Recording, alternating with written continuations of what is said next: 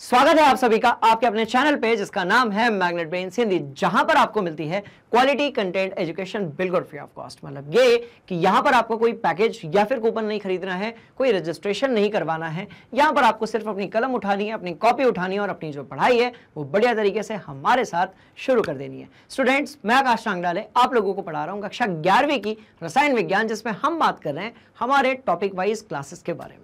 और हम बात कर रहे हैं हमारा पहला अध्याय जिसका नाम है some basic concepts of chemistry, यानी कि रसायन विज्ञान की कुछ मूलभूत अवधारणाएं, जिसमें हम देखने वाले हैं आज कुछ ऐसी इंपॉर्टेंट चीजें जिसको हम जब तक केमिस्ट्री रहेगी, जब तक हम केमिस्ट्री में कैलकुलेशंस करते रहेंगे तब तक उपयोग करने वाले हैं। यानी कि मैं बात कर रहा हूं डाल्टन्स एटॉमिक थ्योरी की, और साथ में हम बात करने वाले हैं परमाणु, अणु और हमारा जो सूत्र द्रव्यमान है उसके बारे में। तो आज की जो क्लास है बड़ी ही इंटरेस्टिंग है, यहां से बहुत सारे क्वेश्चंस पूछ लिए जाते हैं। और जैसा कि हम हर क्लास में अपनी जो क्लास होने वाली होती है राइट, उसका एक एट अ ग्लांस देखते हैं, एक छोटा सा ट्रेलर देखते हैं जिसमें हम बात करते हैं कि भैया कौन सी ऐसी चीजें हैं जिसको आज हम पढ़ने वाले हैं हमारी आज की क्लास में राइट। तो देखिए आज की जो क्लास है इसमें मुख्य रूप से हम बात करने वाले हैं डाल्टन का परमाणु सिद्धांत के बारे में। हम जानेंगे कि भैया ये परमाणु द्रव्यमान जो है ये क्या होता है, आणविक द्रव्यमान किस चिड़िया का नाम है, और सूत्र द्रव्यमान को कैसे लिखते हैं, इसके पीछे की जो कहानी है वो क्या है। बात समझ में आ गई। साथ में हमने ये जान लिया है इसके पहले के 4 एपिसोड्स में, 4 क्लासेस में, 4 पार्ट्स में कि आपका जो द्रव्य होता है वो क्या होता है, उसकी कौन सी प्रकृति होती है, किस प्रकार के आपके जो है संयोजन के नियम होते हैं, किस प्रकार से आप द्रवों का वर्गीकरण करते हो, कैसे द्रव की अवस्था में परिवर्तन किया जा सकता है। बात समझ में आ रही है। तो ये सारी चीजें जो हैं आज की क्लास के पहले हम लोग खत्म कर चुके हैं। अब आज की जो क्लास है ये फिजिकल केमिस्ट्री के संदर्भ में, यानी कि आपकी जो क्या कह सकते हैं आप उसको, आपकी जो अकार्बनिक रसायन है उसके लिए बड़ी ही जरूरी होने वाली है। इसलिए स्टार्ट करते हैं आज की क्लास और देखते हैं कि यहां से हम क्या क्या सीख सकते हैं राइट। चलिए भैया, तो सबसे पहले हम आपको लेकर चलते हैं डाल्टन की दुनिया में। डाल्टन ने सबसे पहले परमाणु के बारे में बात की। बेसिकली यदि मैं बात करूं कि परमाणु के बारे में पहले किसने बात की तो वो हमारे महर्षि कणाद थे राइट। तो यहां से जो है अगला जो चैप्टर है राइट, जिसका नाम है आपका क्या, परमाणु की संरचना, उसका आधार जो है वो इसी चैप्टर से रखा गया है। अब ऐसा तो है नहीं कि आप एटम्स एंड मॉलिक्यूल्स नहीं जानते हो, अब ऐसा तो है नहीं कि आप अणु नहीं जानते हो, परमाणु नहीं जानते हो, आयन नहीं जानते हो। आप ये सारी चीजें जो हैं कक्षा 10वीं में पढ़कर ऑलरेडी आ चुके हैं। पर इस साल हम ये जो कॉन्सेप्ट्स रहेंगे उसको क्या करने वाले हैं, उसको हम थोड़ा सा और डीप में समझने वाले हैं, हम उसमें थोड़ा सा एक्सपर्ट होने वाले हैं। तो चलते हैं उस तरफ और देखते हैं कि भैया डाल्टन का जो परमाणु सिद्धांत था वो बेसिकली था क्या। बात समझ में आ गई। बड़ी ही सिंपल सी कहानी है। तो हम देखते हैं कि हमारे जो डाल्टन भैया थे राइट, इन्होंने परमाणु के बारे में कौन सी बात की थी। तो ये कहानी शुरू होती है महर्षि कणाद के समय से। ये कहानी जो है वो कहां से शुरू होती है, महर्षि कणाद के समय से। ध्यान से देखिएगा, कहानी जो है कहां से शुरू होती है, महर्षि कणाद के समय से। कैसी होती है तो देखो, बिल्कुल बड़ी सिंपल सी कहानी है, बहुत ही ज्यादा सिंपल सी कहानी है राइट। और ये सारी कहानियां जो हैं मैं आप लोगों को अभी समझाऊंगा और ये बड़ा ही इंटरेस्टिंग होने वाला है, ये बहुत ही ज्यादा इंटरेस्टिंग होने वाला है। बात समझ में आ गई। तो ये सारी जो कहानी है ये शुरू कहां से होती है, महर्षि कणाद के समय से। अब देखो बेसिकली इस कहानी में हमें कौन सी चीजों के बारे में पढ़ना है। तो थोड़ा मैं डायग्राम बना लूं, थोड़ा इस क्लास को जो है रंग बिरंगा कर लें। तब तक आप याद करो कक्षा 9वीं में आप लोगों ने क्या डाल्टन की परमाणु सिद्धांत के बारे में पढ़ा था। यदि आपको पता है बहुत अच्छी बात है, यदि आपको नहीं पता है तो और भी अच्छी बात है, क्योंकि नहीं पता होगा तो उस चीज को आपको बताने में मुझे आने वाला है बहुत ही ज्यादा मजा राइट। तो देखो बेसिकली जब भी आप बात करते हैं किसके बारे में, परमाणु के बारे में, जब भी आप बात करते हैं किसके बारे में, जब भी आप बात करते हैं किसके बारे में, परमाणु के बारे में, है ना। ध्यान से देखिएगा, जब कभी भी बात होगी परमाणु के बारे में तो ये जितने मैं वैज्ञानिकों के नाम बता रहा हूं, परमाणु मॉडल के बारे में आपसे डिस्कस कर रहा हूं, ये सब कुछ ऑटोमेटिकली अपने दिमाग में आ जाएगा। बात समझ में आ रही है, पक्का पक्का। तो आप लोगों के लिए कुछ भी बहुत ज्यादा नया नहीं है, पर ये आप क्योंकि पहली बार पढ़ने वाले हैं। तो हम बात कर रहे हैं किसकी भाई, हम बात कर रहे हैं परमाणु की। इस पर तो मूवी भी बन गई यार अब तो, बात समझ में आ रही है? चलिए, तो हम किसकी बात कर रहे हैं? हम बात कर रहे हैं परमाणु की।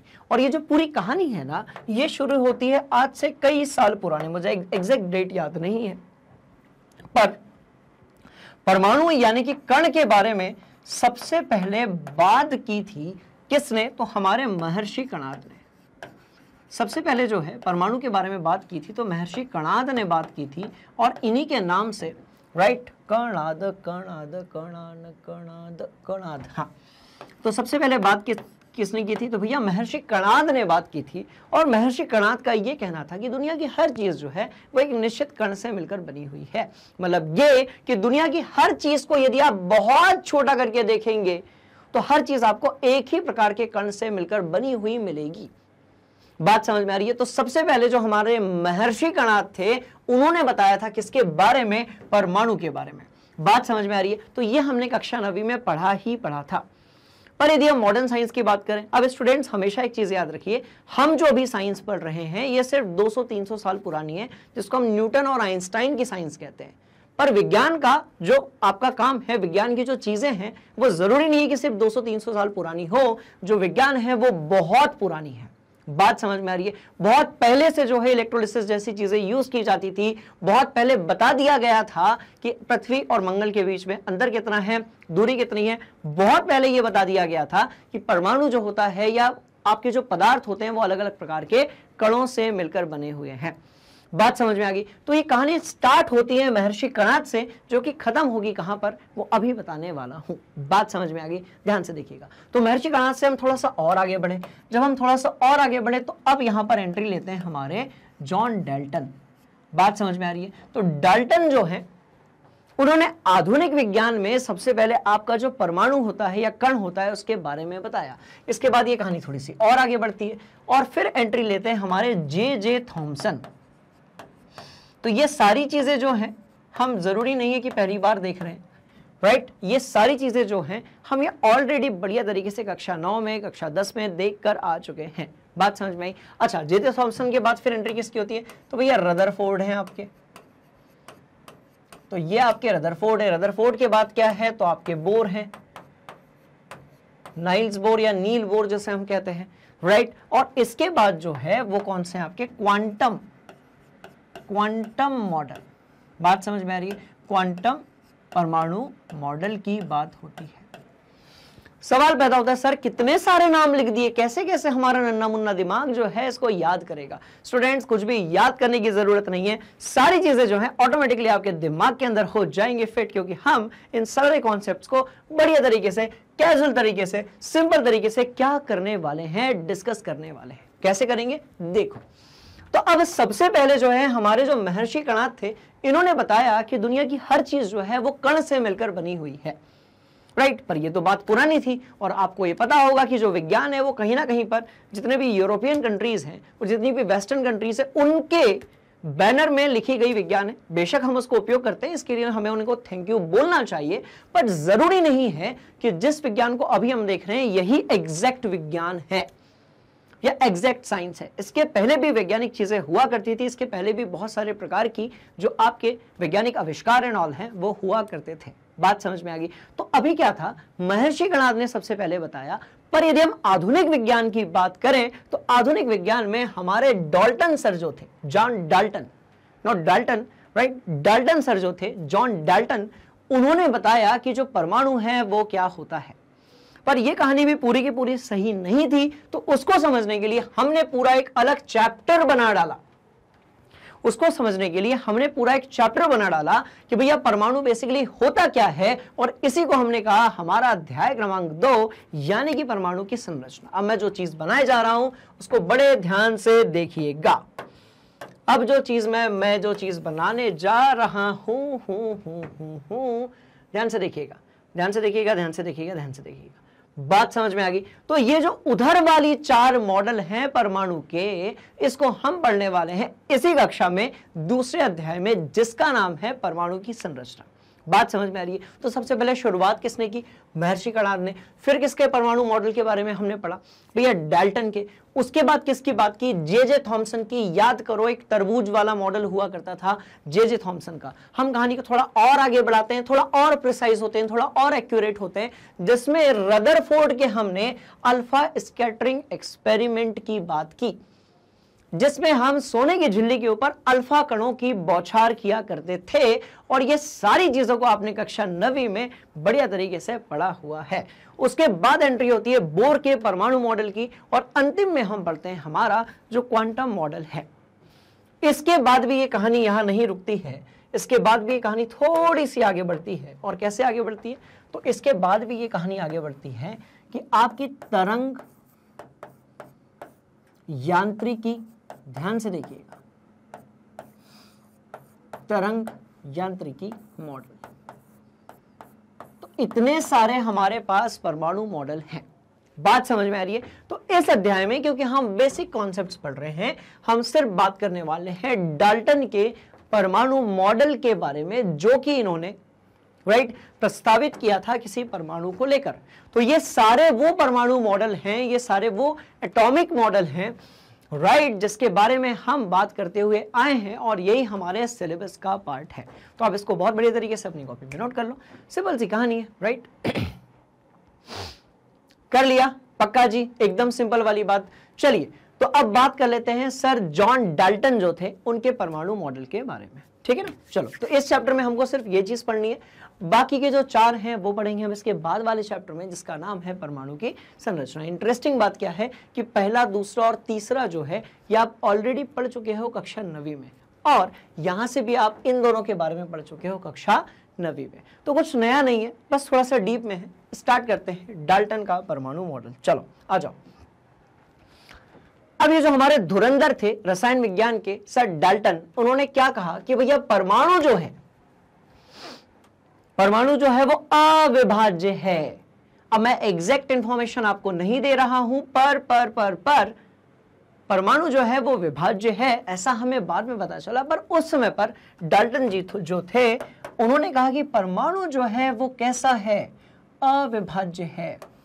मतलब आप परमाणु का विभाजन कर ही नहीं सकते, आप परमाणु का विभाजन नहीं कर सकते हो। बात समझ में आ गई? आप परमाणु का विभाजन नहीं कर सकते हो, टूटने वूटने वाला नहीं है, जैसा है वैसा है। सबसे छोटी इकाई जो है पदार्थ की, उसी को हम लोग कहते हैं परमाणु, और दुनिया का हर पदार्थ परमाणु से मिलकर बना हुआ है। बात समझ में आ गई? तो दुनिया का हर पदार्थ परमाणु से मिलकर बना हुआ है, और आपका जो परमाणु है वो कैसा है भैया? अविभाज्य है, इसको और ज्यादा तोड़ा नहीं जा सकता। बात समझ में आ गई? परमाणु को और ज्यादा तोड़ा नहीं जा सकता। क्लियर? तो परमाणु कैसा है? अविभाज्य। पहली बात खत्म। अब दूसरी बात पर आते हैं। ठीक है? किसी दिए गए तत्व के सभी परमाणुओं का जो व्यवहार होगा वो एक समान होगा। लिखा हुआ है, देखते हैं, सिंपल है, देखो जरा। किसी दिए हुए तत्व के सभी परमाणुओं के एक समान द्रव्यमान सहित एक समान गुणधर्म होंगे, विभिन्न तत्वों के परमाणु द्रव्यमान में भिन्न होते हैं। इसका मतलब क्या है? इसका मतलब ये है, सुनो, कहानी जो है सिंपल है, सुनो ध्यान से। ठीक है? इसका मतलब ये है कि एक तत्व के सभी परमाणु, ध्यान से देखिएगा, पहली बात तो क्या की भैया? सबसे पहली बात तो क्या की? चलो मैं भी लिख देता हूं यहां पर, आपके साथ साथ। बात समझ में आई क्या? चलो चलो चलो चलो चलो चलो चलो, ये लो, ये बना डिब्बा। अब यहां पर अपन डाल्टन के अपनी भाषा में लिखेंगे, अपने कॉन्सेप्ट में लिखेंगे, घबराने वाली कोई भी बात नहीं है, अपनी भाषा में लिखेंगे। ठीक है? देखो चलो, तो पहली बात ये हुई कि आपका जो परमाणु है, पहली बात तो ये हुई कि जो परमाणु है वो कैसा है? अविभाज्य है, और ज्यादा नहीं तोड़ा जा सकता। ये उस समय की बात है। अब ये मत बोलना कि सर परमाणु के अंदर नाभिक होता है, इलेक्ट्रॉन होते हैं, ये सब डाल्टन को नहीं पता था। डाल्टन ने सिर्फ ये कहा कि परमाणु जो है वो अविभाज्य है। छोड़ो ना, अपनी भाषा में, परमाणु को तोड़ नहीं सकते। अच्छा जी, परमाणु को तोड़ नहीं सकते। हमने कहा ठीक है, परमाणु को तोड़ नहीं सकते। अच्छा, ये डाल्टन ने कहा, और यही चीज महर्षि कणाद ने कई सालों पहले कहती थी। बात समझ में आई, पहली बात। दूसरी बात पे अब हम आएंगे। तो पहली बात यह है कि आपका जो परमाणु है उसको आप तोड़ नहीं सकते। दूसरी बात कि हर तत्व का परमाणु या प्रत्येक तत्व के सभी परमाणु एक समान होंगे। सभी परमाणु, परमाणु क्या है? तो किसी भी पदार्थ का सबसे छोटा कण है, ऐसा बताया किसने? डाल्टन जी ने, महर्षि कणाद ने। चलो, प्रत्येक तत्व के सभी परमाणु एक समान होते हैं। एक समान बोले तो क्या? अलग अलग प्रकार के नहीं होते हैं, एक समान होते हैं। प्रत्येक तत्व के सभी परमाणु जो हैं वो कैसे होते हैं? तो वो आपके एक समान होते हैं। मतलब सोडियम की यदि हम परमाणु की बात करेंगे, बिल्कुल करेंगे, करना होगा अपने को। तो सोडियम का एक परमाणु यदि ऐसा है, राइट, यदि हम सोडियम के एक परमाणु की बात करते हैं और यदि वो ऐसा है, तो दूसरा परमाणु जो है, एक परमाणु यदि ऐसा है तो दूसरा भी ऐसा होगा, तीसरा भी ऐसा होगा, चौथा भी ऐसा होगा, पांचवा भी, छठवां, सातवां, आठवां, नौवां, 10वां, 11वां, 12वां, 13वां, 14वां, 15वां, 16वां। कहने का मतलब ये बड़ी ही सिंपल सी कहानी कि सोडियम के जितने भी परमाणु की आप बात करोगे वो सब एक समान होंगे। सभी परमाणुओं का जो भौतिक और आपका जो रासायनिक गुणधर्म है वो एक समान होगा। कहने का मतलब ये कि सोडियम की यदि एक परमाणु की त्रिज्या 8 सेंटीमीटर है तो दूसरे परमाणु की त्रिज्या जो है वो भी क्या होगी? आपकी 8 सेंटीमीटर ही होगी। मतलब सबका आकार एक समान होगा, सबका आयतन एक समान होगा, सबके त्रिज्या एक समान होगी, सबका जो है हो गया इतने में, तो सबका पृष्ठीय क्षेत्रफल जो है वो एक समान होगा। तो प्रत्येक तत्व के सभी परमाणु कैसे होते हैं? तो एक समान होते हैं, सब बराबर, कोई भेदभाव नहीं। बात समझ में आ गई? तो प्रत्येक तत्व के सभी परमाणु एक समान होते हैं। प्रत्येक तत्व के सभी परमाणु एक समान होते हैं। प्रत्येक तत्व के सभी परमाणु एक समान होते हैं। उनकी भौतिक और गुणधर्म, भौतिक और रासायनिक गुणधर्म जो है वो भी एक समान होते हैं। उनके भौतिक और रासायनिक गुणधर्म जो हैं वो भी एक समान होते हैं। बात समझ में आ गई? पक्का ना? पक्का, एकदम आसान, कोई दिक्कत वाली बात नहीं है। चलिए, तो प्रत्येक तत्व के सभी परमाणु एक समान होते हैं। अगला प्रस्तावित पॉइंट क्या था? अगला ये पॉइंट था कि अलग अलग तत्वों के, ध्यान से देखिएगा, हैंडराइटिंग पर मत जाइए, बहुत फास्ट लिख रहा हूं मैं। अलग अलग तत्वों मतलब एक ही तत्व थोड़ी, बहुत सारे, हाइड्रोजन है, हीलियम है, सोडियम है, पोटेशियम है, कैल्शियम है, बेरिलियम है, बहुत सारे अलग अलग तत्वों के परमाणु भी अलग अलग होते हैं। हमने कहा ठीक है यार, अलग अलग होते हैं, अलग अलग अलग अलग अलग अलग होते हैं।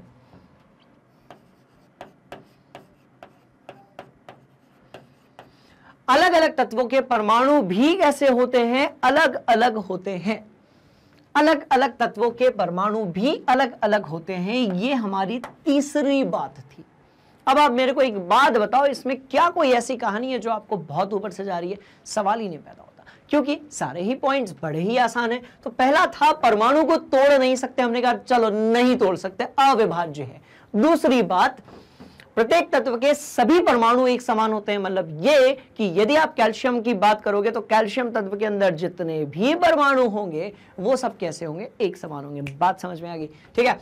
इसके बाद अलग अलग तत्वों के परमाणु भी अलग अलग होते हैं।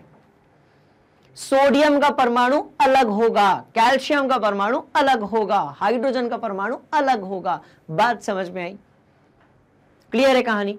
क्लियर है? बड़ी, जैसे एक क्लास में सभी बच्चे एक समान होते हैं पर अलग अलग क्लास के बच्चों में भेद होता है। कैसे होता है भैया? किसी की हाइट ज्यादा होती है, सबका नॉलेज अलग अलग होता है, सबका जो है सिलेबस डिफरेंट होता है। बात समझ में आ रही है? तो अलग अलग तत्वों के परमाणु भी अलग अलग होंगे। कैल्शियम का अलग होगा, सोडियम का अलग होगा, पोटेशियम का अलग होगा, हाइड्रोजन का अलग होगा, नाइट्रोजन का अलग होगा, ऑक्सीजन का अलग होगा, जिंक का अलग होगा, कॉपर का अलग होगा, आयरन का अलग होगा। सबका कैसा होगा? अलग अलग होगा। बात समझ में आ गई? तो कहानी जो है बड़ी सिंपल है। काहे घबराते हो? पूरे कॉन्सेप्ट को कर रहा हूं ना क्लियर बढ़िया तरीके से आप लोगों के साथ में। चलो चौथे पॉइंट की बात करेंगे। तो पहला पॉइंट तो अपना हो गया, दूसरा भी अपना हो गया। क्या बोला गया है? एक से अधिक तत्वों के परमाणुओं के निश्चित अनुपात संयोजन से यौगिक बनता है। निश्चित अनुपात ये क्या चीज है? ये कह रहे हैं कि एक से अलग तत्वों के परमाणुओं को जब आपस में जोड़ते हो तो एक निश्चित अनुपात में यौगिक बनता है। बड़ी ही साधारण, सिंपल और धमाकेदार कहानी है। कैसे है? ध्यान से देखिएगा क्या लिखा हुआ है। एक से अधिक तत्वों के परमाणुओं के निश्चित अनुपात संयोजन से ही यौगिक बनता है। अब एक बात बताओ, यहां लिखा है H2O, यहां लिखा है NaCl और यहां पर लिखा है आपका क्या? CaCO3। अब यह निश्चित है कि यदि आप जल के अणु की बात करोगे, अणु क्या होता है? तो दो या दो से ज्यादा एक समान या अलग अलग प्रकार के आपके जो परमाणु हैं वो मिलकर निर्माण करते हैं किसका? अणु का। तो अब आप कह रहे हो कि जल का जो अणु है, स्टूडेंट्स आप कह रहे हो कि भैया जल का जो अणु है उसके पास दो ही हाइड्रोजन है और एक ही ऑक्सीजन है, तो संयोजन कैसा हुआ? निश्चित हुआ। बात समझ में आ रही है? तो इन्होंने बताया कि भैया निश्चित संयोजन का नियम तो फॉलो करना पड़ेगा। तो इन्होंने कहा किसी अणु में, अभी हम उसको दूसरी भाषा में लिख देते हैं, आपको जो समझ में आया वो लिख लेना। हमारे पास दो वैरायटी है, दोनों ही चलेगी इस डेफिनेशन की। किसी अणु में भिन्न परमाणुओं, किसी अणु में भिन्न परमाणुओं का संयोजन जो है वो कैसा होगा? निश्चित होगा। बात समझ में आ रही है? संयोजन कैसा होगा? तो ये होगा आपका निश्चित होगा। क्या कहानी आपको सिंपल है? बोलिए यस सर। बात समझ में आ गई? देखो, किसी अणु में भिन्न भिन्न परमाणुओं का जो संयोजन है वो कैसा होगा? निश्चित होगा। मतलब ये कि आप यदि जल के एक अणु की बात करते हो, आप यदि जल के एक अणु की बात करते हो तो इस एक अणु में हमेशा सारी दुनिया इधर की उधर हो जाए, सारी कायनात पलट जाए, बट इस एक अणु में हमेशा हाइड्रोजन दो ही रहेंगे और ऑक्सीजन एक ही रहेगा। बात समझ में आ गई? ऐसे यदि हम कैल्शियम कार्बोनेट की बात करें, संगमरमर की बात करें, चूना पत्थर की बात करें, यह संगमरमर और चूना पत्थर का सूत्र है। यदि हम बात करें कैल्शियम कार्बोनेट की तो इस एक अणु में हमेशा एक कैल्शियम रहेगा, एक कार्बन रहेगा और तीन आपके ऑक्सीजन रहेंगे। बात समझ में आ गई? कहने का मतलब क्या है कि इस एक अणु में जो परमाणुओं का संयोजन है वो हमेशा निश्चित रहेगा। तो रह रहा है ना? किसी अणु में भिन्न परमाणुओं का जो संयोजन है वो कैसा रहेगा? भैया निश्चित रहेगा। घबराने वाली कोई बात नहीं है। कैसा रहेगा? निश्चित रहेगा। देखो, यदि हम बात करें हमारे स्वाद अनुसार नमक की, जिसको हम लोग बोलते हैं सोडियम क्लोराइड, यानी कि सोडियम और क्लोरीन का मिला हुआ बना हुआ एक आयनिक ठोस, राइट? तो यदि आप सोडियम क्लोराइड की बात करोगे, यदि आप नमक के एक दाना लीजिए, एक कण लीजिए या एक बहुत बड़ी बोरी ले लीजिए, उसके अंदर जो भी नमक है उसके एक अणु के परमाणुओं का संयोजन जो है वो कैसा कैसा कैसा कैसा कैसा रहेगा? तो वो रहेगा आपका निश्चित। कैसा रहेगा? निश्चित रहेगा। ये डाल्टन जी ने दूसरी चौथी बात बताई हमें। हमने कहा ठीक है, बड़ा ही सिंपल है। चलो अब पांचवी बात की तरफ चलते हैं। रासायनिक अभिक्रियाओं में परमाणु पुनर्व्यवस्थित होते हैं। रासायनिक अभिक्रियाओं में ना तो उन्हें बनाया जा सकता है और ना ही उन्हें नष्ट किया जा सकता है। क्या बात है, मजेदार, बड़ी भयंकर वाली बात। क्या बात है? देखो, रासायनिक अभिक्रियाओं में परमाणु जो है पुनर्व्यवस्थित हो सकता है, मतलब अपना जो आकार वो सब कुछ सेम रहेगा, पर अलग अलग परमाणुओं से जुड़कर एक नया यौगिक बना सकता है। और उसमें जो परमाणु है, परमाणु में आपका अभिक्रिया में जो परमाणु है आपका वो पुनर्व्यवस्थित हो सकता है, पर बनाया नहीं जा सकता और नष्ट नहीं किया जा सकता। कहानी को समझने के लिए चलते हैं एक रिएक्शन की तरफ। किसकी तरफ भैया? रिएक्शन की तरफ। और रिएक्शन क्या कहती है? रिएक्शन कहती है सर 2H2 को यदि हम O2 के साथ जोड़ दें तो हमें मिलेगा 2H2O। तो हमें कौन सी चीज मिलेगी, हमें मिलेगा 2H2O।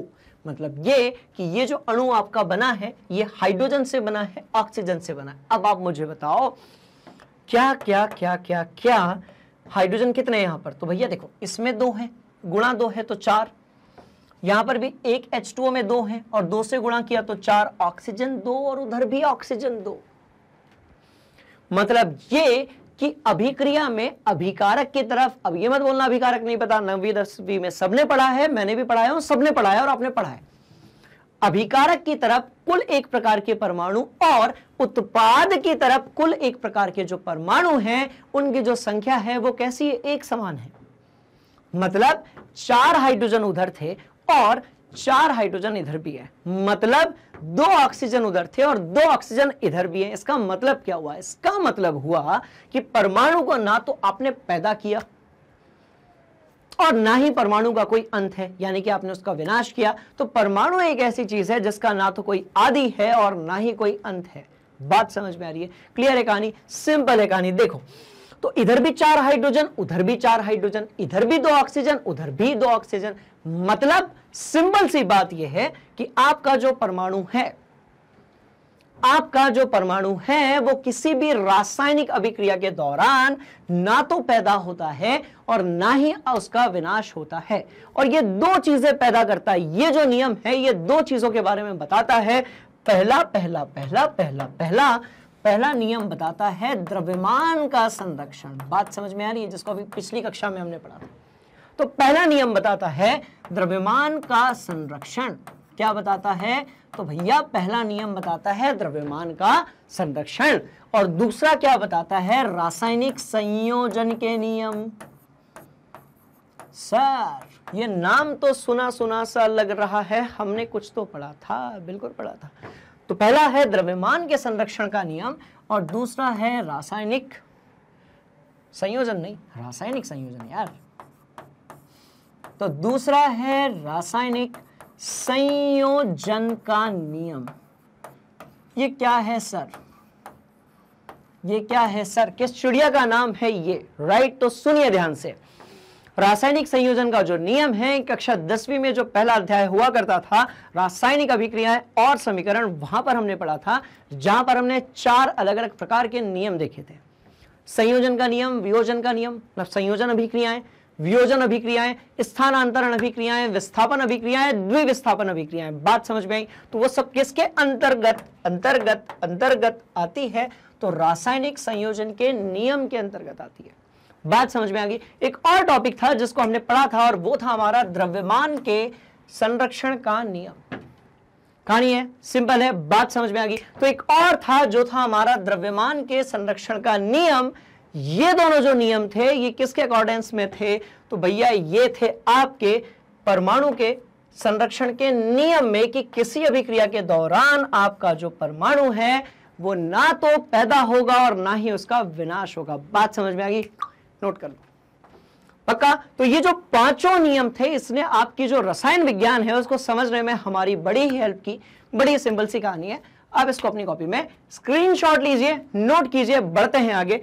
और इसका भी एक स्क्रीनशॉट लेकर इसे आप अपनी कॉपी में नोट कर लीजिए, बढ़ रहे हैं आगे। चलो कर लो नोट। चलिए, तो ये हमारी डाल्टन भैया वाली कहानी थी। इसमें हमने किसी परमाणु के बारे में, उसके द्रव्यमान के संरक्षण के नियम के बारे में, संयोजन के नियम के बारे में बढ़िया तरीके से ये कहानी पढ़ ली। बात समझ में आ गई। अब आगे हम बढ़ते हैं परमाणु द्रव्यमान की तरफ, आणविक द्रव्यमान की तरफ, और बात करेंगे हम लोग किसके बारे में, तो भैया हमारा सूत्र फॉर्मूला मास यानी कि सूत्र द्रव्यमान के तरफ।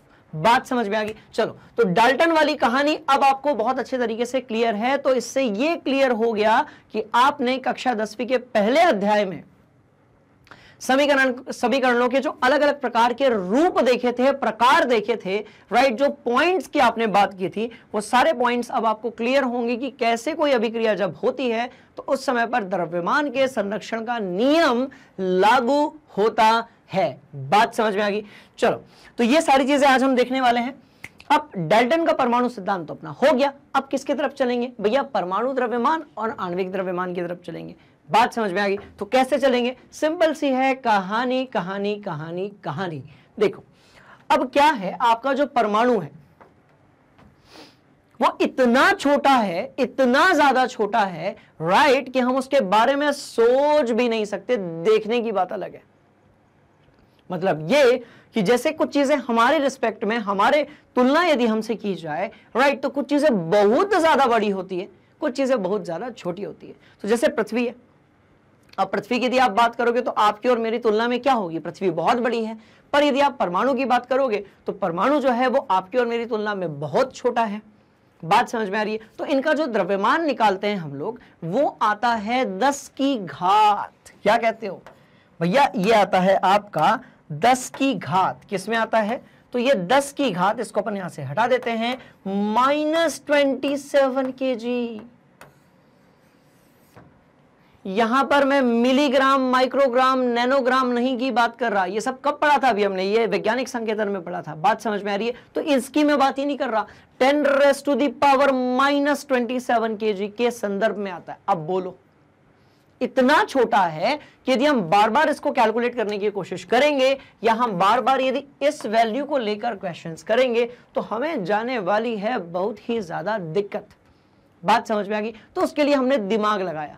क्या लगाया? दिमाग लगाया। विज्ञान देता ही क्या है, विज्ञान हमें बताता है कि आप चीजों को अपनी सहूलियत के हिसाब से, विज्ञान हमें यह बताता है कि आप चीजों को अपनी सहूलियत के हिसाब से क्या कर सकते हो, डिजाइन कर सकते हो, राइट। तो इस तरीके से हमने दिमाग लगाया, हमने कहा अच्छा ये 10⁻⁻27 kg है ना, ऐसे तो इसको समझने में बड़ी ही दिक्कत चली जाएगी। बात समझ में आ रही है? क्योंकि अलग अलग तत्व हैं। अब कितने तत्व हैं भैया? 118 प्रकार के तत्व हैं। सारे तत्वों का कोई ना कोई परमाणु है, और यदि आप उसके द्रव्यमान को ज्ञात करने की कोशिश करोगे तो जो वैल्यूज आएंगी वो आ तो जाएंगी, पर याद कैसे रखोगे, बड़ा कॉम्प्लिकेटेड हो जाएगा ना। तो उसके लिए फिर जो है खोपड़ी लगाई गई। क्या लगाई गई? खोपड़ी लगाई गई। हमने कहा भैया ऐसा कौन सा तत्व है जो जन्म जन्मांतर से पृथ्वी के ऊपर पाया जाता है, ऐसा कौन सा तत्व है जो आपके मेरे अंदर, लकड़ी के अंदर, हीरे के अंदर, कोयले के अंदर मौजूद है। तो उस तत्व का नाम है आपका कार्बन, जिसके बारे में हमने पूरा का पूरा एक अध्याय पढ़ा था पिछली कक्षा में। साथ में ही हम बात करते हैं कार्बनिक रसायन की। तो हमने दिमाग लगाया कि हम एक काम करते हैं, हम थोड़ी सी कार्बन की बात करते हैं। किसकी बात करते हैं? कार्बन की। तो परमाणु द्रव्यमान को मापने के लिए, परमाणु द्रव्यमान को मापने के लिए हमने जो है एक निंजा टेक्निक अपनाई। परमाणु द्रव्यमान को मापने के लिए हमने जो है एक बड़ी एक्स्ट्राऑर्डिनरी टेक्निक अपनाई, और हम पहुंचे कार्बन के पास, और हमने कहा भैया तेरी जरूरत पड़ेगी, 2 मिनट इधर आ जरा। ठीक है, कार्बन। चलो, तो कैसे हुआ परमाणु द्रव्यमान के बारे में बातें, वो हम देख लेते हैं। डाल्टन के बारे में आप पढ़ चुके हो, कोई बिल्कुल दिक्कत वाली बात नहीं है। बात समझ में आ गई? तो देखो, परमाणु है, अणु है, आयन है, ये सारी चीजें हैं। इसका द्रव्यमान आज के बाद आपको कभी भी दिक्कत नहीं जाने वाली है। तो हमने कहा एक इकाई द्रव्यमान बना लेते हैं। हमने क्या कहा भैया? एक इकाई द्रव्यमान बना लेते हैं, तब तक कोई कुछ नहीं बोलेगा। तो चलिए एक बनाते हैं इकाई द्रव्यमान, एक इकाई द्रव्यमान बनाते हैं,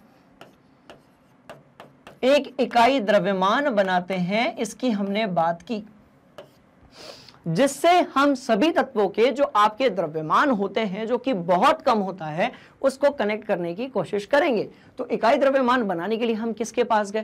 कार्बन के पास गए। हमने कहा सुन 2 मिनट इधर आ। कार्बन ने कहा ठीक है, फ्री हूं, कोई दिक्कत वाली बात नहीं है। चलो, तो कार्बन हमारे पास आया, हम एक इकाई द्रव्यमान बनाएंगे कार्बन की सहायता से। तो इकाई द्रव्यमान बनाने के लिए हमने क्या किया? हमने कार्बन के एक परमाणु का, बात समझ में आ गई, हमने कार्बन के एक परमाणु का क्या ले लिया? द्रव्यमान ले लिया। हमने कहा भैया हम कार्बन के एक परमाणु का द्रव्यमान तो लेंगे। तो हमने कार्बन के एक परमाणु का क्या ले लिया? द्रव्यमान ले लिया। तो हमने जो है कार्बन के एक परमाणु का द्रव्यमान लिया। हमने कार्बन के एक परमाणु का द्रव्यमान लिया, जो कि कुछ भी होता होगा। बात समझ में आ रही है? उस पर अभी हम ध्यान नहीं देंगे, बताऊंगा हालांकि मैं। तो हमने कार्बन के एक परमाणु का द्रव्यमान लिया, और हमने उसको, ठीक है, कार्बन के एक परमाणु का द्रव्यमान लिया, और हमने उसको, ध्यान से देखिएगा, हमने उसको कार्बन के, अच्छा आपको एक बात बताओ,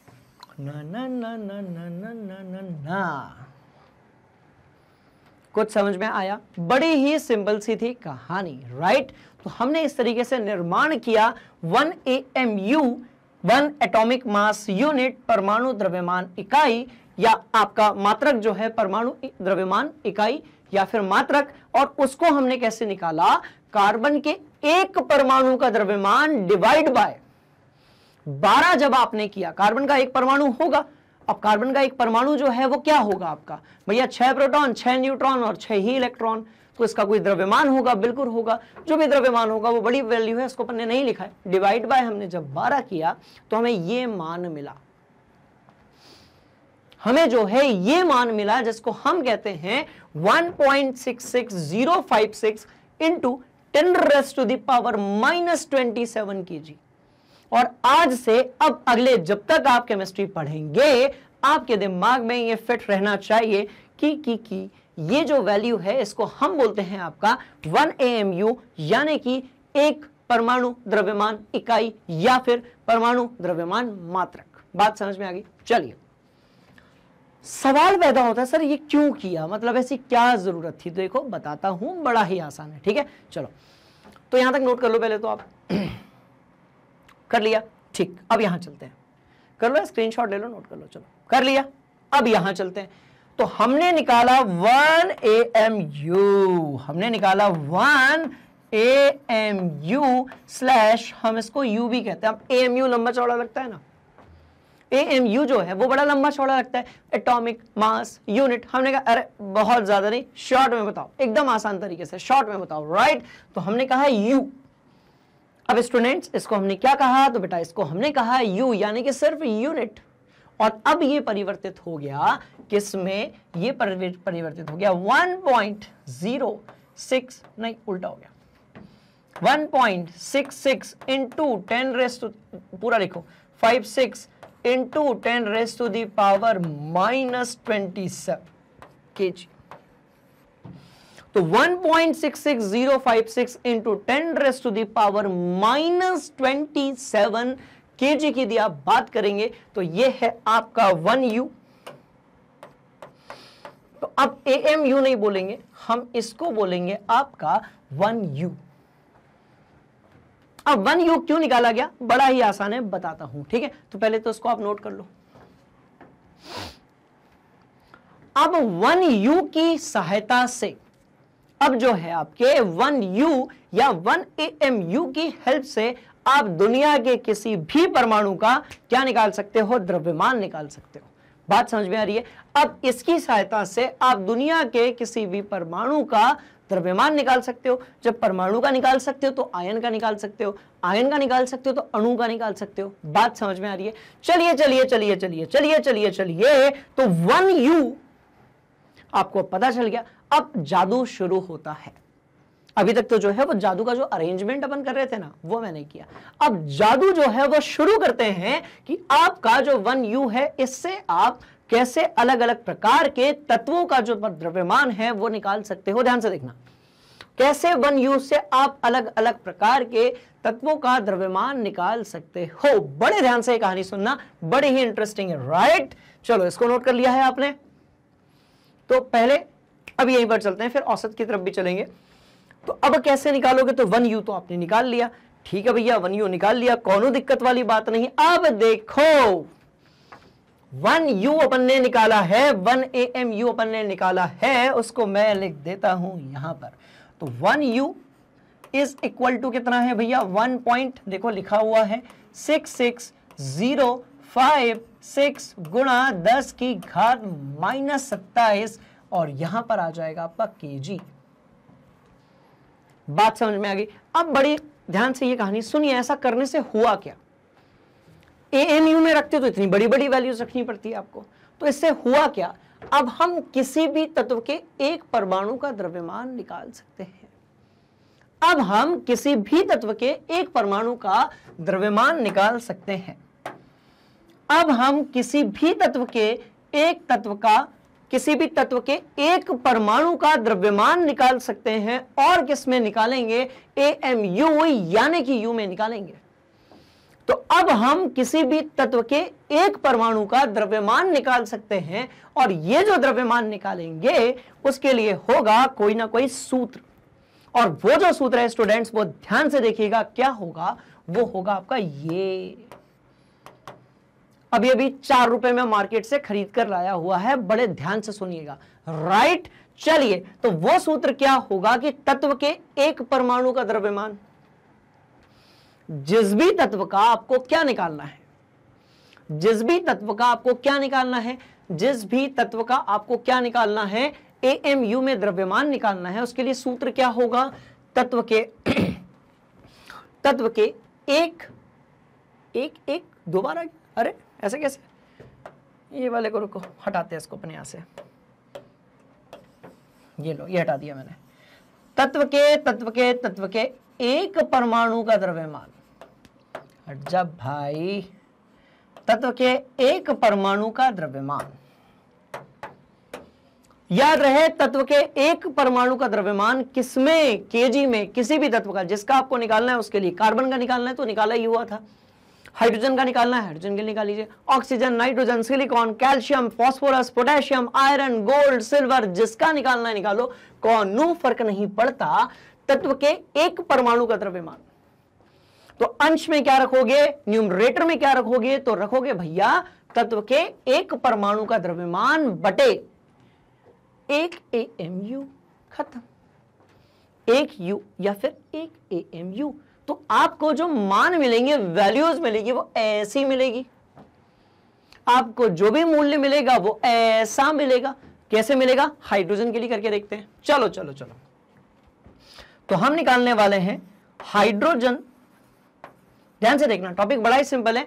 किसी तत्व के एक परमाणु का द्रव्यमान यदि आप AMU या फिर अब से अपन इसको U बोलेंगे, AMU पुरानी बात हो गई, U में किसी तत्व के एक परमाणु का द्रव्यमान आप यदि U में निकालना चाहते हो तो उसके लिए क्या करना पड़ेगा, तत्व के एक परमाणु का द्रव्यमान, जिस भी तत्व की बात हो रही है, मान लेते हैं आयरन की बात हो रही है, तो आप क्या करोगे, आयरन का जो है एक परमाणु का द्रव्यमान लिखोगे बटे एक AMU, यानी कि एक U कितना 1.66 into 10 to the power -27 kg रखोगे। बात समझ में आ गई, सिंपल है। देखो तो अभी हम किसके लिए निकालेंगे, हाइड्रोजन के लिए निकालेंगे।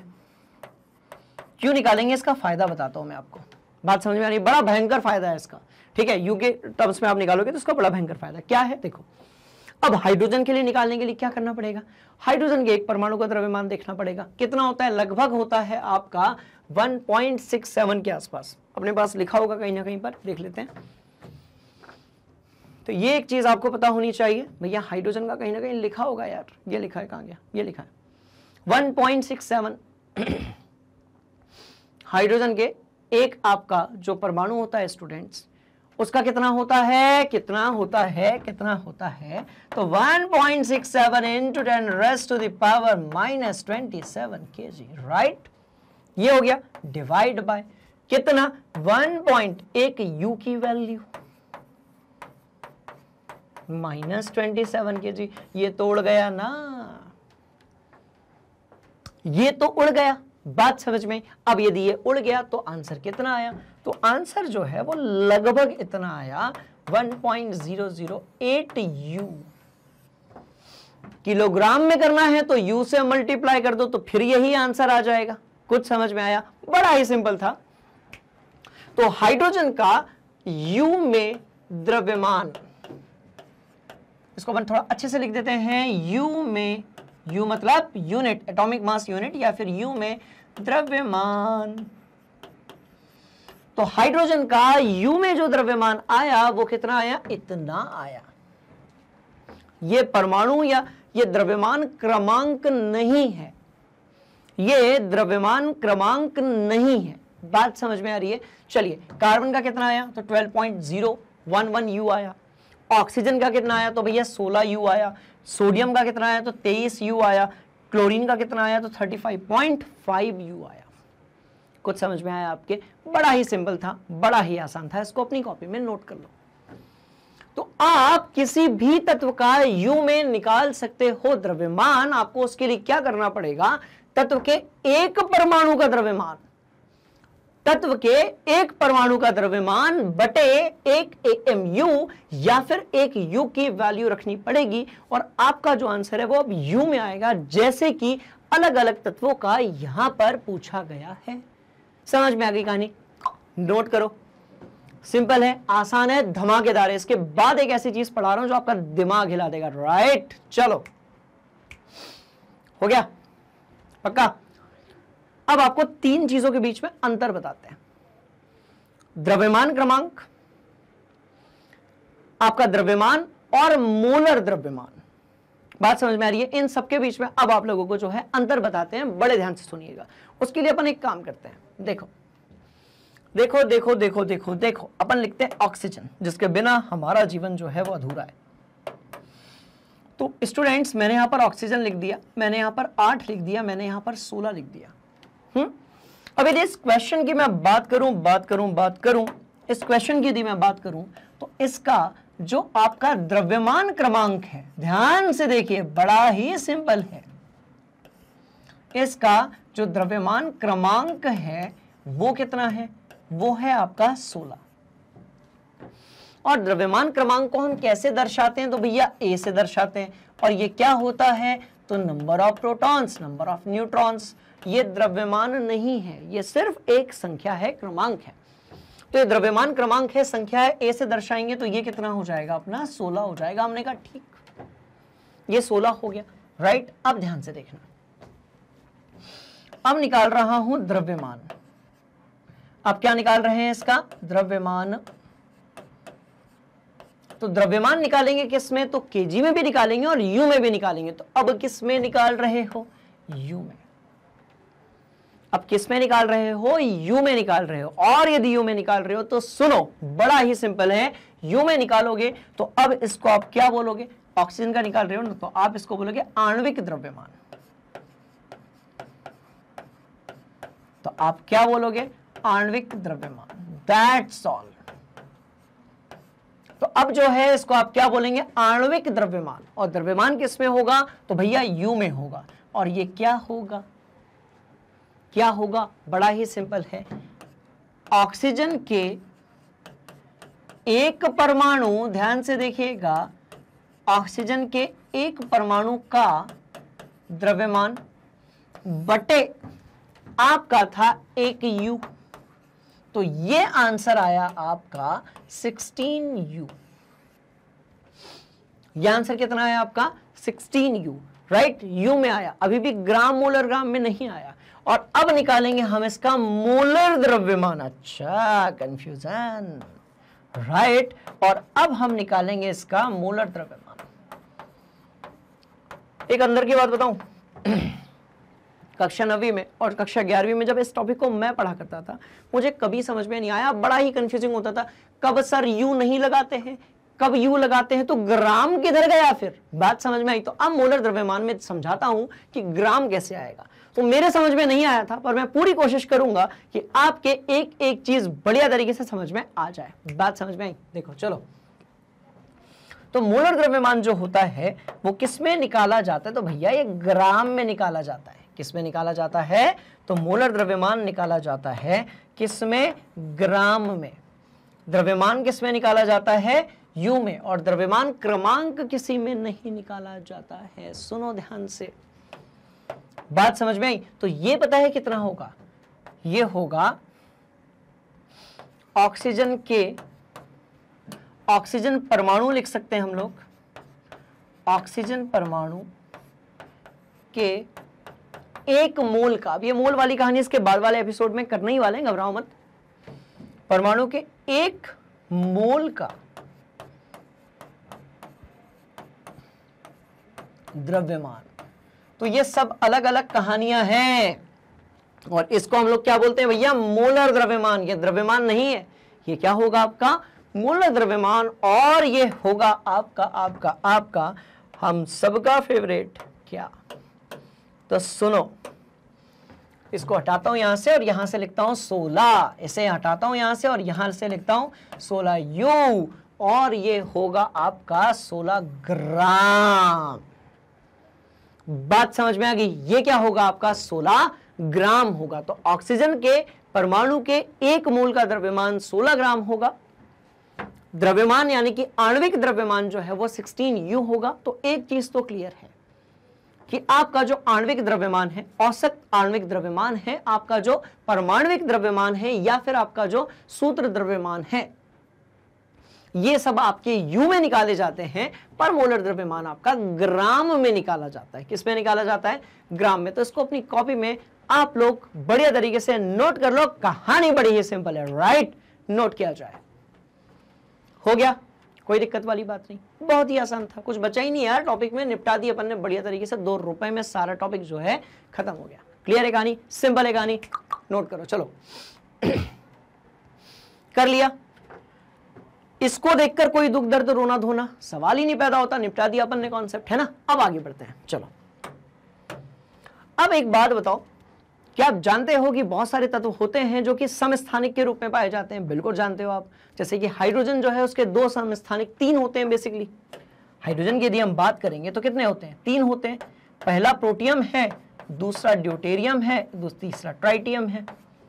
ऐसी यदि हम बात करें carbon carbon carbon carbon carbon की, तो कार्बन के भी बहुत सारे हैं, कार्बन के भी बहुत सारे हैं। अब यदि कोई तत्व समस्थानिक के रूप में पाया जाता है, अब यदि कोई तत्व समस्थानिक के रूप में पाया जाता है, अब यदि कोई तत्व समस्थानिक के रूप में पाया जाता है, तो उसका हम परमाणु द्रव्यमान तो निकालते ही हैं, पर साथ में हम निकालते हैं और क्या?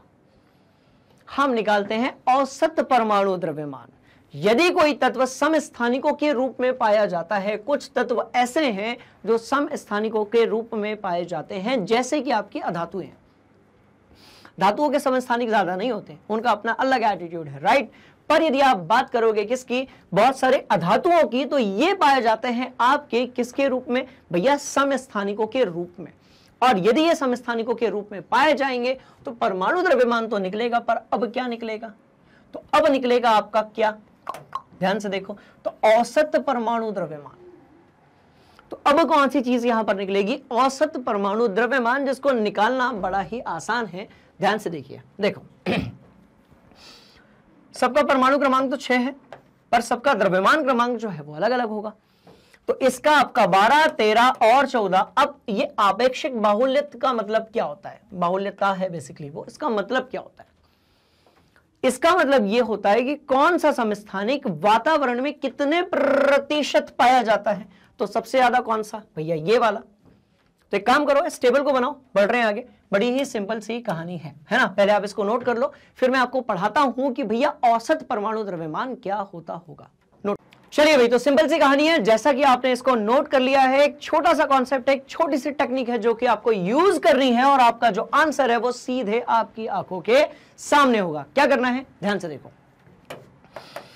अब 3 अलग अलग समस्थानिक दिए हुए हैं, किसके? कार्बन के, और सबका जो परसेंटेज आपका कॉम्पोजिशन है, बाहुल्यता है, वो भी दी हुई है, और सबका परमाणु द्रव्यमान भी दिया हुआ है, राइट। तो आप कुछ मत करो, इसका इससे गुणा करो, इसका इससे गुणा करो, इससे इस गुणा करो, और सबको आपस में जोड़ दो। मतलब आप ऐसे करो, 98.892 इंटू 12, थोड़ा सा अपन पीछे कर लेते हैं क्योंकि अपने को बहुत सारा लिखना है। तो 98.892 इंटू 12 प्लस 1.108 इंटू 13.00335। आप इतना लेंथी कैलकुलेशन मत करना, ये सिर्फ कॉन्सेप्ट समझाने के लिए है। आप सिर्फ यहां तक करोगे, मतलब सिर्फ 13 से करोगे तो भी आपका आंसर आ जाएगा, राइट। प्लस और देख लेते हैं हम लोग। तो यहां पर कितना दिया हुआ है भैया? 2 इंटू 10⁻⁻10 इंटू यहां पर हो जाएगा आपका 14.00, थोड़ा आगे लिखेंगे 00317, ये ऐसा। और कुछ मत करो भैया, डिवाइड बाय आप जो है इसको 100 से कर दो। अब सवाल पैदा होता है 100 से क्यों करेंगे सर? तो बड़ी सिंपल सी कहानी है, क्योंकि ये आपको दिया हुआ था किसमें? परसेंटेज में। अब परसेंटेज से यदि बाहर करना है तो किसमें करना पड़ेगा? 100 से आपको जो है डिवाइड करना पड़ेगा। तो आपका जो आंसर है वो 12.011U के आसपास आएगा, थोड़ा ज्यादा भी हो सकता है, 11U होगा, राइट। तो इस तरीके से जो है आपका आंसर ही आ जाएगा। बात समझ में आ गई? तो ऐसे तत्व जो कि समस्थानिकों के रूप में दिए जाते हैं, ऐसे तत्व जो कि समस्थानिकों के रूप में दिए जाते हैं, राइट, उनका हम निकालते हैं औसत परमाणु द्रव्यमान। और याद रहे, परमाणु द्रव्यमान जो है वो किस में निकाला जाता है? तो यह निकाला जाता है आपका U में। परमाणु द्रव्यमान या फिर आपका आणविक द्रव्यमान हो गया, या फिर आपका क्या हो गया भैया? आपका जो है सूत्र द्रव्यमान हो गया। ये सब किस में निकाला जाता है? ये निकाला जाता है स्टूडेंट किसमें? U में। बात समझ में आ गई? बड़ी ही सिंपल सी कहानी है, इसको अपनी कॉपी में आप नोट कर लीजिए, ठीक। तो इस तरीके से जो है हमने औसत परमाणु द्रव्यमान निकाल लिया है। जितने भी समस्थानिक वाले परमाणु होंगे उनका आप ऐसे निकालोगे, जिनके समस्थानिक नहीं होते होंगे उनका आप सीधे सीधे निकाल लोगे। उसका तरीका क्या है? एक परमाणु का द्रव्यमान बटे आपके जो एक U है उसकी वैल्यू यदि आप लिखेंगे तो आपका जो आंसर है वो आ जाएगा। बात समझ में आ गई? बड़ा ही सिंपल है, नोट करो। चलो कर लिया, सिंपल। ये आंसर लगभग इतना आना चाहिए, थोड़ा आगे पीछे होगा देख लेना, कोई दिक्कत वाली बात नहीं है। अपन थोड़ा और आगे बढ़ते हैं। बात करते हैं आणविक द्रव्यमान की। किसकी बात करेंगे? आणविक द्रव्यमान की, मतलब अणु का द्रव्यमान। आणविक द्रव्यमान क्या होगा? तो ये होगा आपका अणु का द्रव्यमान। तो ये क्या होगा? क्या होगा? किसी अणु का द्रव्यमान होगा। बड़ा ही सिंपल है, किसी अणु का द्रव्यमान। अब अणु का द्रव्यमान कैसे निकालोगे? तो इसके लिए आपको उस अणु के अंदर पाए जाने वाले परमाणु का द्रव्यमान पता होना चाहिए, क्योंकि अणु किससे बना है? तो अणु जो है, याद रहे, अणु किससे बना है? तो परमाणु से मिलकर बना है। तो अणु जो है वो परमाणु से मिलकर बना है। अणु जो है वो परमाणु से मिलकर बना हुआ है। बात समझ में आ रही है? तो अणु का द्रव्यमान कैसे निकालोगे? उसके अंदर पाए जाने वाले परमाणुओं के द्रव्यमान से। बात समझ में आई? सॉल्व करने के लिए हम एक काम करते हैं, हम यहां पर चलते हैं, हम थोड़ा सा और पीछे चलते हैं, हम यहां पर चलते हैं। अब क्योंकि ये सब कुछ आप जान चुके हो, इसलिए इस वाले भाग को मैं यहां से मिटा देता हूं। बात समझ में आ रही है? अब देखो, इसको अपन ने यहां से मिटा दिया। ये चल मिट जा बेटा, मिट जा मिट जा मिट जा मिट जा मिट जा मिट जा मिट जा मिट जा मिट जा, रे बाबा मिट जा। चल, तो बड़ी ही सिंपल सी कहानी है। अब हम निकालने वाले हैं आणविक द्रव्यमान। क्या निकालने वाले हैं? तो स्टूडेंट्स, हम बात कर रहे हैं किसकी? आणविक द्रव्यमान की। आणविक द्रव्यमान। और आपका जो आणविक द्रव्यमान होगा, राइट, इसको हम बोलेंगे किसी अणु का द्रव्यमान। अणु का द्रव्यमान। बात समझ में आ रही है? अब अणु का द्रव्यमान कैसे निकालोगे? तो कैसे होगा? बड़ा ही सिंपल है। क्या है कहानी? ध्यान से देखो।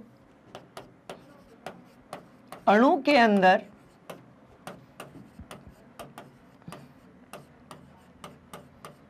पाए जाने वाले, किसी भी अणु के अंदर पाए जाने वाले, अणु के अंदर पाए जाने वाले सभी परमाणुओं का, सभी परमाणुओं का, बड़ी सिंपल सी कहानी है, परमाणुओं का कुल द्रव्यमान। That's all. समझ लेते हैं उदाहरण लेकर, ऐसे समझ में नहीं आएगा, है ना? उदाहरण लेंगे। चलो देखो, किसकी बात करना चाहोगे? तो बात करते हैं आपके वाटर यानी कि जल की, जिसका आपका सूत्र होता है H2O। अब हाइड्रोजन कितने हैं? तो भैया 2 हैं। तो 2 हैं तो कैसे करोगे? सिंपल सी कहानी, 2 का गुणा कर दो, 1 का कितना होता है? 1.008। ठीक है, प्लस ऑक्सीजन का कितना होता है? 16 होता है। अब इसको जोड़ दीजिए, आपका जो आंसर है वो आ जाएगा लगभग कितना? तो भैया यहां तो 16 हो गया, ये आपका हो जाएगा कितना? 2.016। यही तो होगा, 8 दूनी 16, ये हो गया आपका। और ये आप इसमें 16 जोड़ दीजिए, तो आपका आंसर जो है वो लगभग कितना आ जाएगा? ये आ जाएगा आपका 18.016 U। तो स्टूडेंट्स, ये कितना आ जाएगा? 18.16 U।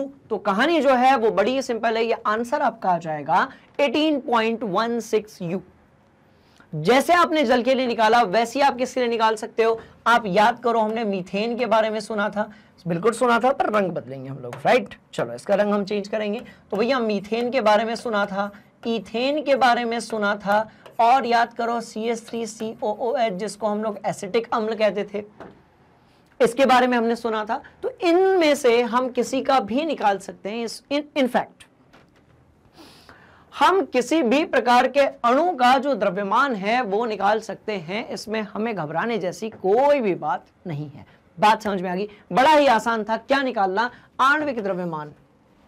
और ये आसान इसलिए बना क्योंकि हमने जो है इसके पहले के कॉन्सेप्ट्स को बड़े बढ़िया तरीके से पढ़ लिया है। बात समझ में आ गई? सिंपल सी कहानी है, ध्यान से देखोगे तो ये निकल गया आपका आणविक द्रव्यमान। क्या निकल गया?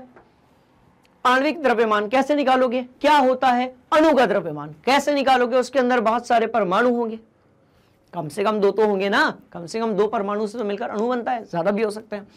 तो कम से कम 2 परमाणु तो होंगे, ज्यादा कितने भी हो सकते हैं। तो जितने भी परमाणु दिए गए हैं उन सब के द्रव्यमान को U में मिलाकर यदि आपने जोड़ा तो आपको क्या मिलेगा? तो भैया आपको मिलेगा आणविक द्रव्यमान।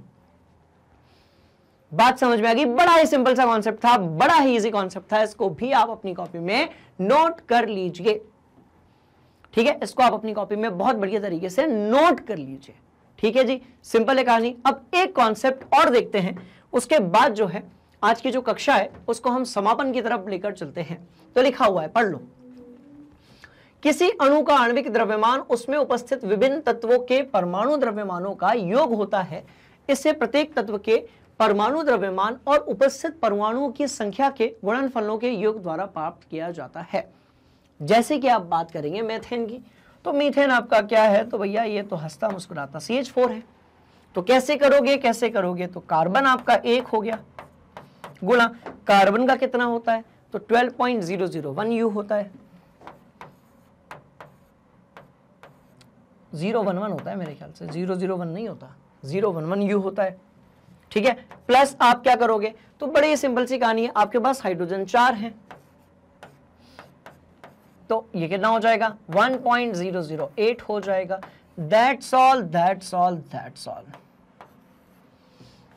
अब इस पूरे को जो है जोड़ दीजिए। आपका जो मीथेन है, जो कि एक प्रकार का अनआयनिक, यानी कि जो कि आपका एक प्रकार का सहसंयोजन यौगिक है, उसका आप निकाल सकते हो बड़े ही आसानी से आणविक द्रव्यमान।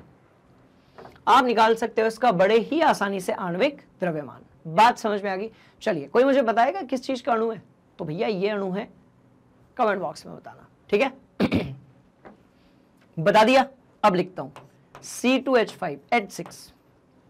ये किसका अणु है? आपका C2H6 का। कैसे पता चला? तो देखो, ये कार्बन, 3 हाइड्रोजन इधर पे, इसके जस्ट पीछे एक कार्बन होगा और वो 3 कार्बन हाइड्रोजन भी होंगे, 1 2 3। तो आपको ऐसे जो डंबल की तरह बाहर की तरफ निकले हुए दिख रहे हैं वो सभी हाइड्रोजन है। अंदर की तरफ यहां पर जो है एक कार्बन यहां है और एक इसके पीछे है, तो इसका भी हम निकाल सकते हैं आणविक द्रव्यमान। बात समझ में आ गई? सिंपल सीधी कहानी है, इसको भी अपनी कॉपी में नोट कर लो। चलो, तो आणविक द्रव्यमान हो गया, परमाणु द्रव्यमान हो गया, औसत परमाणु द्रव्यमान हो गया। डाल्टन वाली कहानी अपन ने समझ लिया। एटॉमिक मास यूनिट यानी कि AMU, यानी कि U क्या होता है ये भी हमने समझ लिया। चलते हैं अंतिम टॉपिक की तरफ, जिसका नाम है सूत्र द्रव्यमान। अब भैया सूत्र द्रव्यमान क्या होता है? तो बड़ी सिंपल सी चीजें हैं, जो आयनिक यौगिक होते हैं। क्या होते हैं? जो आपके आयनिक यौगिक होते हैं उनका निकाला जाता है।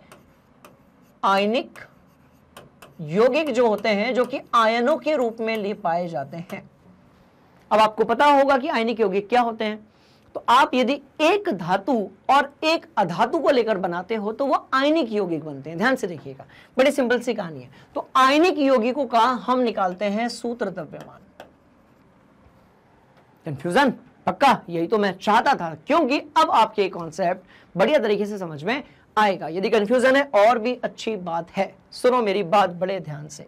इधर कुछ है काम की चीज नहीं है, ये है। चलो ये लो, देखो देखो देखो देखो, एक कहानी सुनाते हैं आप सभी लोगों को।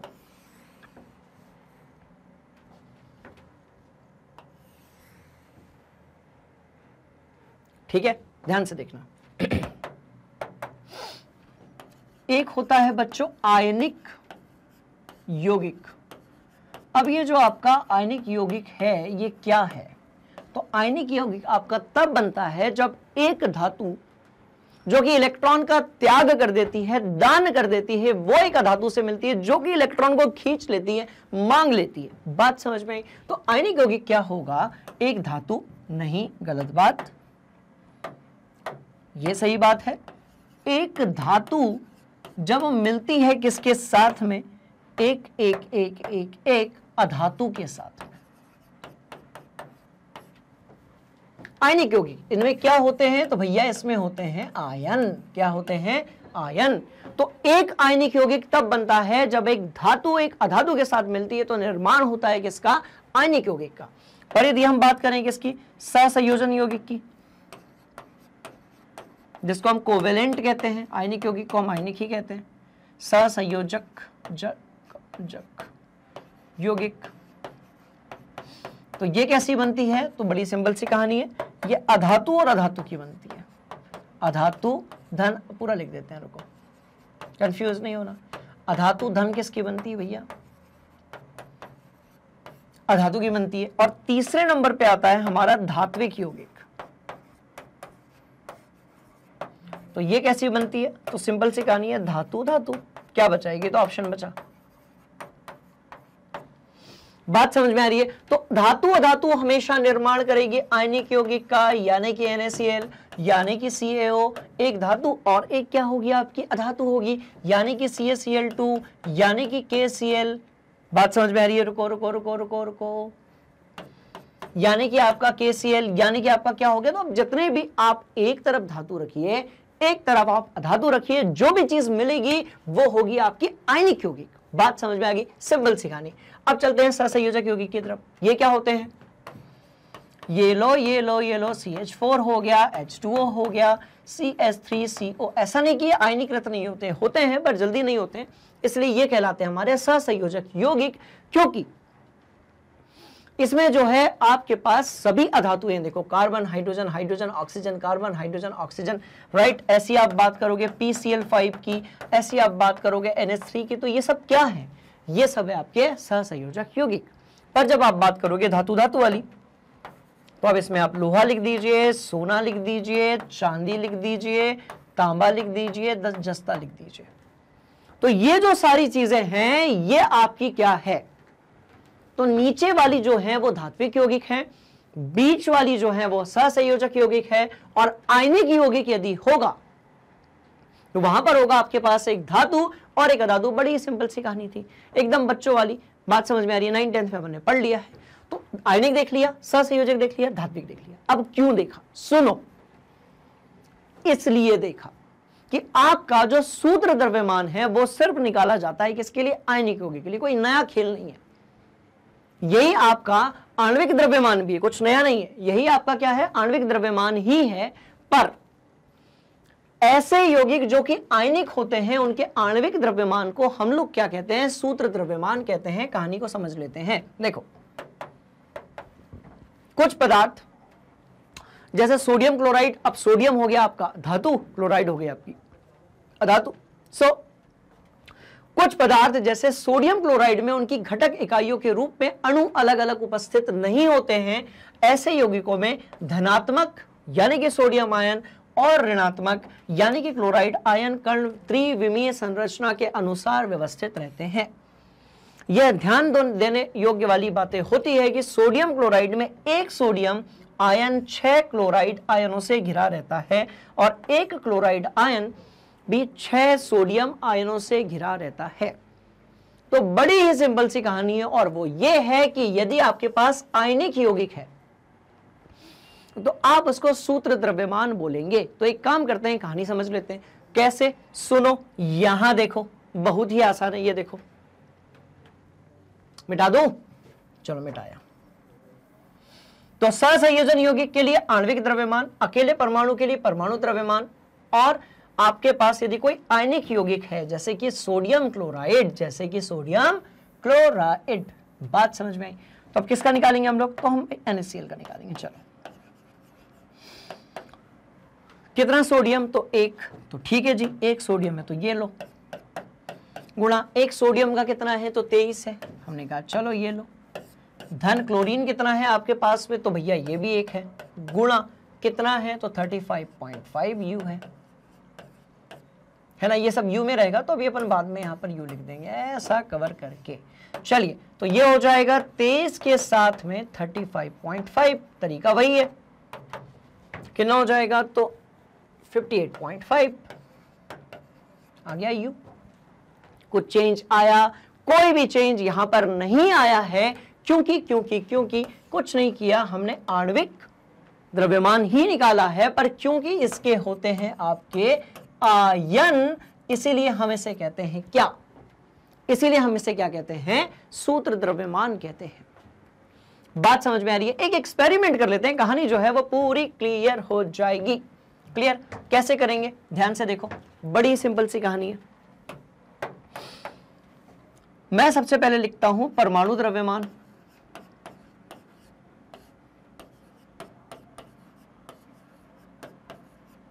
इसके बाद मैं लिखता हूं अणु द्रव्यमान,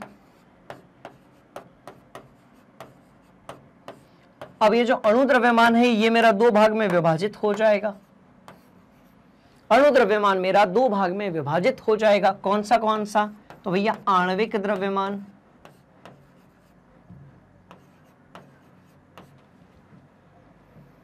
आणविक द्रव्यमान,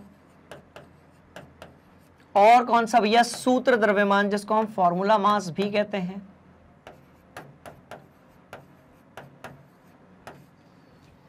अब आणविक द्रव्यमान, चलो परमाणु द्रव्यमान से शुरू करते हैं। तो आप यदि हाइड्रोजन का निकाल रहे हो, ऑक्सीजन का निकाल रहे हो, कार्बन का निकाल रहे हो, नाइट्रोजन का, कैल्शियम का, फास्फोरस का, पोटेशियम का, किसी का भी निकाल रहे हो, तो वो क्या होगा? आपका परमाणु द्रव्यमान होगा। पर यदि आप आणविक द्रव्यमान की बात करेंगे तो ये किसके लिए होगा? सहसंयोजन के लिए होगा। सह संयोजन यौगिक की यदि आप बात करेंगे तो उसके लिए ये होगा। और कैसा होगा, किसके लिए होगा? तो देखो ये हो जाएगा आपके, ध्यान से देखिएगा, CH4 के लिए, H2O के लिए है आपका अणु द्रव्यमान ही, क्योंकि ये अणु है, अलग अलग प्रकार के क्या है भाई? अणु है।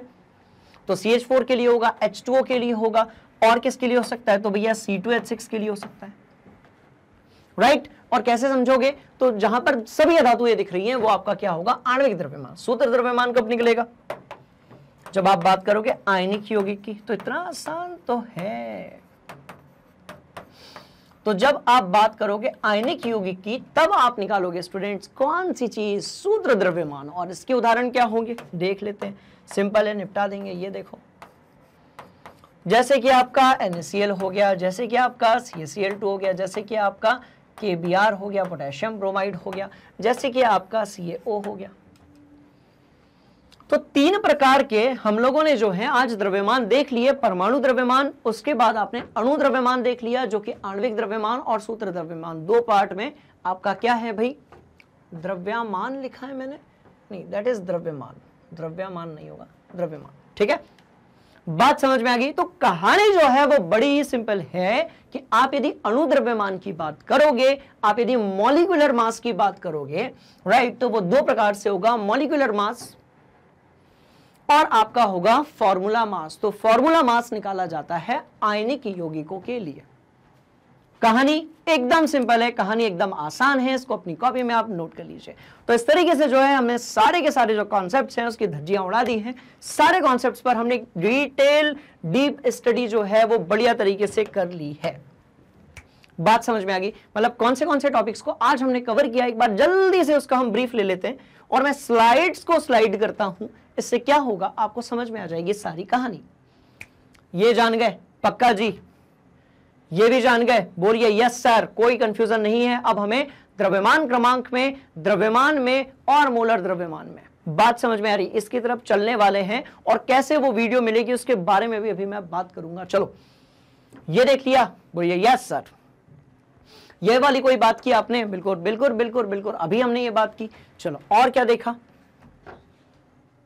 क्या हमने आयनिक जो आपके यौगिक होते हैं उनका फॉर्मूला मास यानी कि आपका जो है आपका सूत्र यौगिक द्रव्यमान निकालना सीखा? बिल्कुल सीखा। फिर हमने ये सारी चीजें भी देख ली कि भैया एक AMU या फिर एक U जो है वो कैसे निकाला जाता है।